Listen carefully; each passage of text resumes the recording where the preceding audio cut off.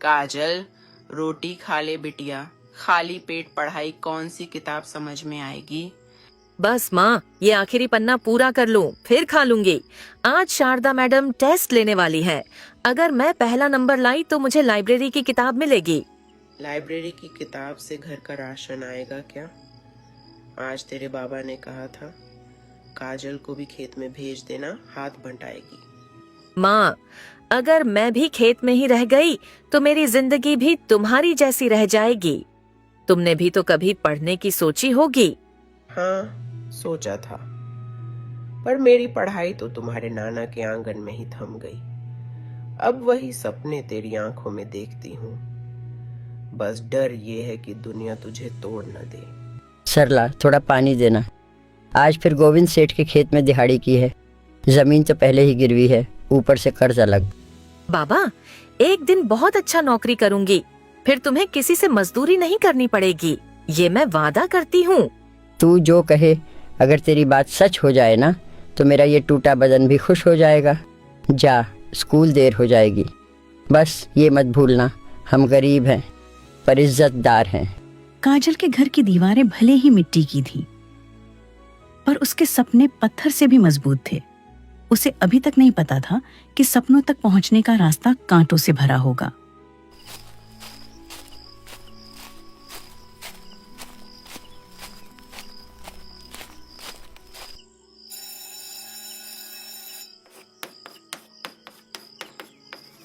बच्चों, अगला महीना बहुत महत्वपूर्ण है। जिले में स्कॉलरशिप परीक्षा होने वाली है। जो भी इस परीक्षा में पास होगा उसे शहर जाकर आगे की पढ़ाई का मौका मिलेगा और सरकार उसकी फीस भरेगी। काजल, तुम तो हमेशा टॉप करती हो, क्या तुम ये परीक्षा दोगी? मैडम, अगर मैं पास हो गई तो क्या सच में मेरी आगे की पढ़ाई हो सकेगी? माँ बाबा के पास इतना पैसा तो नहीं कि कॉलेज की फीस दे सके। इसीलिए तो स्कॉलरशिप होती है। काजल, तुम जैसे बच्चों के लिए जो मेहनती हैं पर पैसों में कमजोर, तुम्हारा संघर्ष तुम्हें आगे ले जाएगा। बस लगन नहीं छोड़ना। मैडम, मैं पूरी कोशिश करूंगी, पर घर की हालत, बाबा की मजदूरी, सब देखकर डर भी लगता है। डर अच्छा है काजल, अगर वह तुम्हें रुकने के बजाय आगे बढ़ने के लिए मजबूर करे। आज से स्कूल के बाद तुम रुककर मेरे साथ अतिरिक्त पढ़ाई करोगी, मुफ्त में। और हाँ, यह बात अभी घर वालों को मत डर से भरोसे से बताना। कभी कभी जिंदगी में एक ही इंसान हमारे लिए पूरी दुनिया बदल सकता है। काजल के लिए वह इंसान थी उसकी शारदा मैडम।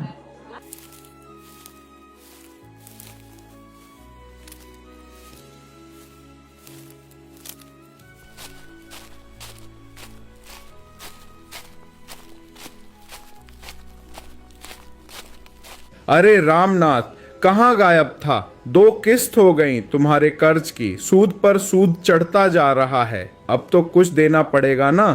सेठ जी, इस साल फसल भी ठीक से नहीं हुई, मजदूरी के भी पैसे पूरे नहीं मिले। थोड़ा वक्त दे दीजिए, मैं चुका दूंगा। समय समय समय, तुम गरीबों के पास पैसे भले न हो, बहाने बहुत होते हैं। एक काम करो, उस लड़की को, काजल को स्कूल भेजना बंद कर दो, उसे मेरे घर काम पर लगा दो। महीने की मजदूरी कर्ज में एडजस्ट कर दूंगा। सेठ जी, वो अभी पढ़ रही है, शायद एक दिन बड़े काम आएगी। उसकी पढ़ाई बंद करना ठीक नहीं होगा। अरे ओ रामनाथ, कौन सी बड़ी अफसर बन जाएगी तेरी लड़की? लड़कियों का काम घर संभालना होता है, किताबें नहीं। ज्यादा अकड़ दिखाएगा तो ये घर भी नीलाम हो जाएगा। सेठ जी, लड़की कुछ ज़्यादा तेज़ लगती है। गांव में लोग उसकी बात सुनने लगे तो हमारे लिए अच्छा नहीं होगा। तभी तो उसे दबाना पड़ेगा मनोहर, देखते जाओ मैं क्या करता हूँ। सेठ गोविंद लाल जैसे लोग गरीबों के सपनों को सबसे बड़ा खतरा मानते हैं, क्योंकि अगर सपने जाग गए तो डर पर उनकी पकड़ ढीली पड़ जाएगी।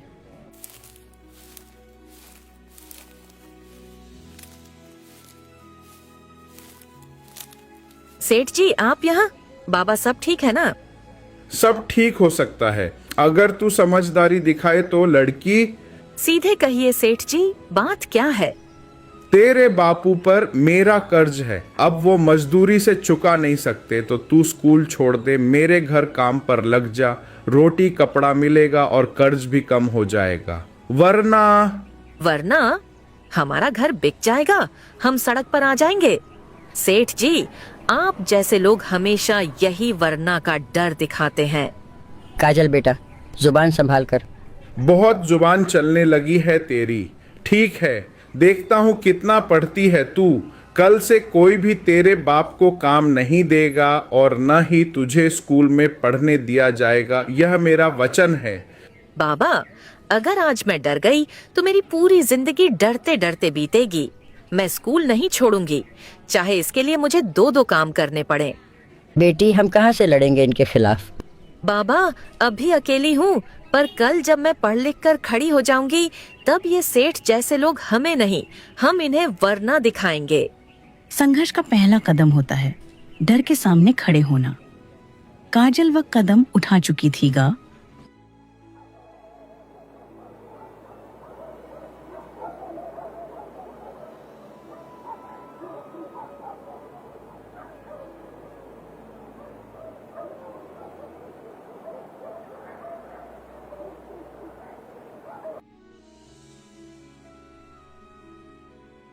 सवाल ये नहीं कि सेठ कितना ताकतवर है, सवाल ये है कि मैं अपने सपने के लिए कितनी मेहनत कर सकती हूँ। थोड़ी और पढ़ लेती हूँ, नींद बाद में भी आ जाएगी। इस परीक्षा फॉर्म की फीस भी लगती है। काजल के घर वाले कैसे देंगे? नहीं, मैं ये बाधा नहीं बनने दूंगी। मेरी सैलरी से कट जाए कोई बात नहीं, पर एक बच्ची का संघर्ष अधूरा नहीं रहने दूंगी। जब गुरु और शिष्य दोनों एक ही संघर्ष के हिस्सेदार बन जाएं, तो किस्मत को भी झुकना पड़ता है।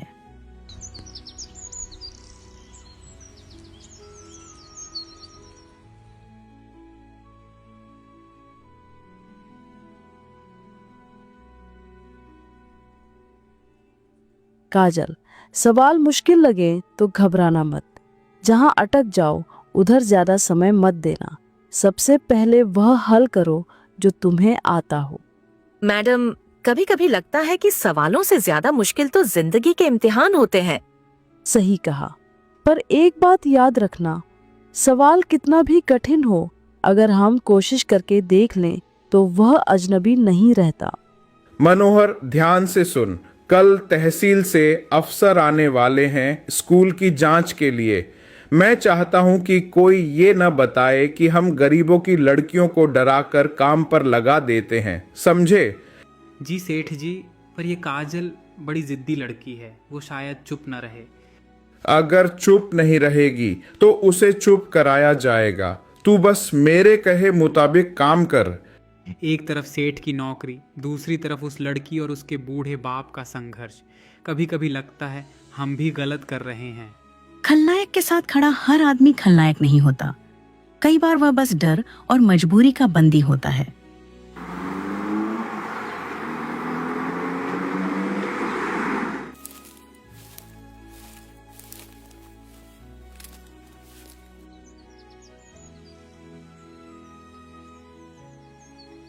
नमस्ते, मैं तहसील से आया हूँ। ऊपर से आदेश है कि गांव के स्कूलों में पढ़ाई और स्कॉलरशिप की व्यवस्था की जांच की जाए। जी सर, आपका स्वागत है। हमारे यहाँ एक छात्रा है काजल, बहुत गरीब घर की है लेकिन बेहद मेधावी। वह स्कॉलरशिप परीक्षा के लिए तैयार हो रही है। तुम्हारा नाम? सर, काजल रामनाथ। तुम्हारी उम्र? 16 साल सर। और तुम आगे क्या करना चाहती हो? सर, मैं पढ़ लिख कर टीचर बनना चाहती हूँ, ताकि मेरे गांव की कोई भी लड़की सिर्फ गरीबी या डर की वजह से स्कूल न छोड़े। अरे साहब, नमस्ते नमस्ते। मैं गांव का पुराना आदमी हूँ, सबकी मदद करता हूँ।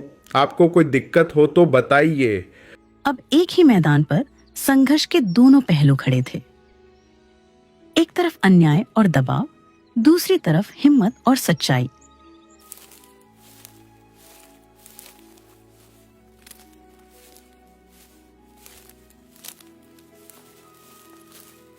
काजल, मैंने सुना है कि तुम बहुत मेहनती हो, पर जांच में यह भी पता चला है कि तुम्हारे पिता खेतों से निकाल दिए गए हैं। क्या तुम बताना चाहोगी असल समस्या क्या है? सर, मेरे बाबा गरीब हैं, मजदूर हैं और सेठ गोविंद ने बाबा को धमकी दी है कि अगर मैं स्कूल नहीं छोड़ूंगी तो हमारा घर ले लेगा, नीलाम कर देगा। उन्होंने गांव में मेरे पिता को काम देने से भी मना कर दिया है। ये बहुत गंभीर आरोप है। सर, मैं पढ़ना चाहती हूँ, बस इतना ही। मेरे सपने कोई बहुत बड़े नहीं हैं, पर सपनों पर भी ताला लगाना, क्या यही न्याय है? सर, यह बच्ची झूठ नहीं बोलती। मैं महीनों से देख रही हूँ कि उसकी परिस्थितियाँ कैसी हैं। सेठ गांव के कई लोगों पर इसी तरह दबाव डालता है। काजल की फीस, उसके किताबें, सब मैं अपने पैसे से देती हूँ, क्योंकि मैं जानती हूँ कि यह बच्ची भविष्य बदल सकती है। काजल, तुमने साहस दिखाया है। मैं अभी इसी समय सेठ को अंदर बुलाता हूँ। सच सामने आए बिना मैं जाने वाला नहीं। हिम्मत डर को खत्म नहीं करती। हिम्मत हमें डर के बावजूद सच बोलने लायक बनाती है। और काजल आज सच के दरवाजे पर दस्तक दे चुकी थी।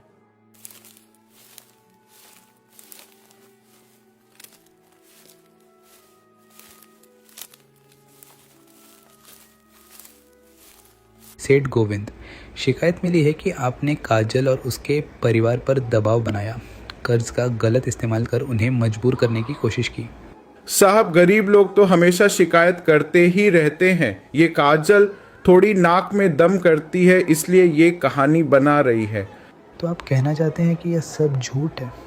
बिल्कुल, मैं गांव में सबकी मदद करता हूँ। ये बच्ची बस पढ़ना चाहती है और इसके पिता कर्ज नहीं चुका पा रहे हैं। अब मैं कर्ज वसूल करूँ तो मैं गलत? और नहीं साहब, सब सच है। मनोहर, तू पागल हो गया है क्या? साहब, सेठ ने ही कहा था कि काजल को स्कूल जाने से रोक दो, उसके बाप को कहीं काम मत मिलने दो, और अगर वो लड़की पढ़ गई तो गांव में लोग सेठ से डरना छोड़ देंगे। कमीने, तू झूठ बोल रहा है। बस सेठ गोविंद, आपके खिलाफ कार्रवाई होगी। काजल और उसके परिवार को संरक्षण मिलेगा। जब सच मजबूत हो जाए तो बड़ा से बड़ा झूठ भी ढह जाता है। और आज सच का पलड़ा भारी पड़ चुका था।